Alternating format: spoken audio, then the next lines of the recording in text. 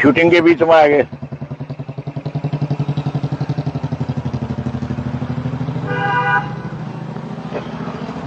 हरियाणा की राजनीति में एक विशेष प्रतिष्ठित समुदाय उबाल पर है। उसकी मुख्य वजह यह है भगवान परशुराम जयंती का जन्म उत्सव। आपको मैं बताता चलूं, अभी 25 मई को पैरावर में नवीन जय में भगवान परशुराम जन्मोत्सव मनाया था, जहां पर बहुत भारी भीड़ उमड़ी थी। वहां पर प्रसाद लिया था लोगों ने, और यही श्रेय को जाता है के कार्यकाल में पैरावर की जमीन को सरकार से भगवान परशुराम के नाम पर वहां पर पैरावर में ले लिया था। बहुत लोगों ने उनका साथ दिया था। वर्तमान में कल एक सरकारी जन्मोत्सव मनाया जा रहा है, जिसको हरियाणा के पर्यटन और सहकारिता मंत्री मना रहे हैं। वो भी पैरावर में ही मना रहे हैं, और उन्होंने हरियाणा के कोने कोने में जाकर ब्राह्मण समुदाय को इसमें पहुंचने की अपील की है। तीसरा, यहां पर आपको बताता चलूं, पूर्ण रूप से अभी दादा गौतम और अरविंद शर्मा के जो अधूरा कार्य रह गया था, उसको दादा गौतम ने नहीं दिया गया था। उनको लेकर साथियों, मैं वेद वशिष्ठ, आप देख रहे हो सहयोग समाचार। आज चर्चा करेंगे इस विषय पर। मुझे लगता है कि दादा गौतम अभी समझौता नहीं है, वो करने वाली है, और वो कभी भी ध्यान से नहीं निकल सकती। यहाँ पर ये बात वो बताते हैं कि मैं उनसे बहुत ज्यादा सीनियर हूं, और उन्होंने इस तरह की बात करके विधानसभा की निष्ठा को भी खराब किया है।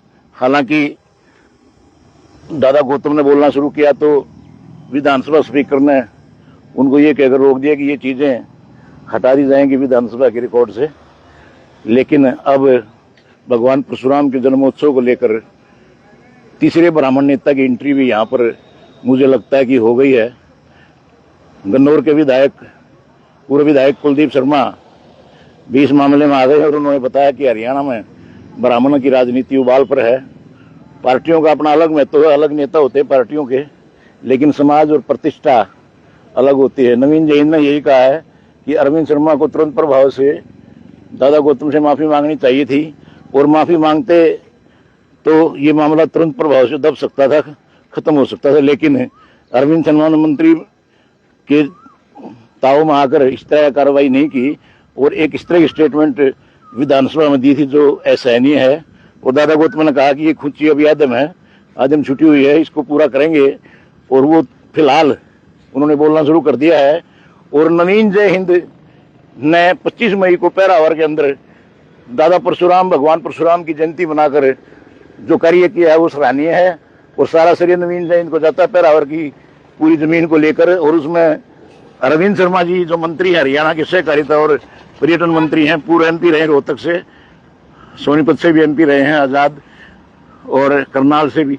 लेकिन ये मैं आपको बता दूं कि ये लड़ाई अब ब्राह्मण नेताओं के बीच की न होकर समाज वर्सेस पार्टियां हो गई है, और इसमें अलग अलग नेताओं की एंट्रियां होनी शुरू हो गई हैं।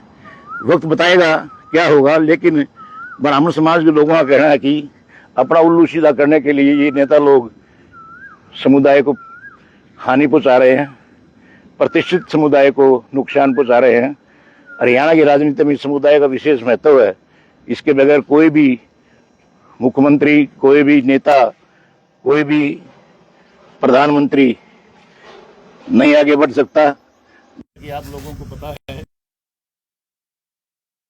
ब्राह्मण समुदाय जिधर भी लग जाता है उधर सरकार बना देता है, और पूर्ण रूप से उनको अब वर्तमान में 4-5 ही ब्राह्मण नेता हैं।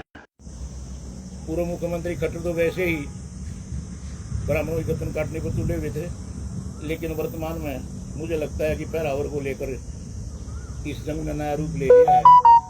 इसमें नवीन जय हिंद की जीत तो किसकी होती है, लेकिन इसमें देखते हैं कि नवीन आगे बढ़ते हैं। दादा गौतम बढ़ते हैं या अरविंद शर्मा, लेकिन कुलदीप अपनी आहुति डाल दी है और अपनी एंट्री कर दी है। अब देखते हैं अगले एपिसोड में, आपको फिर बताएंगे। सहयोग समाचार को आप YouTube पर @सहयोग समाचार सब्सक्राइब करें। फेसबुक पर आप लाइव देख ही रहे हैं। मैं वेद वशिष्ठ राजेश मलिक के साथ सहयोग समाचार। नमस्कार साथियों।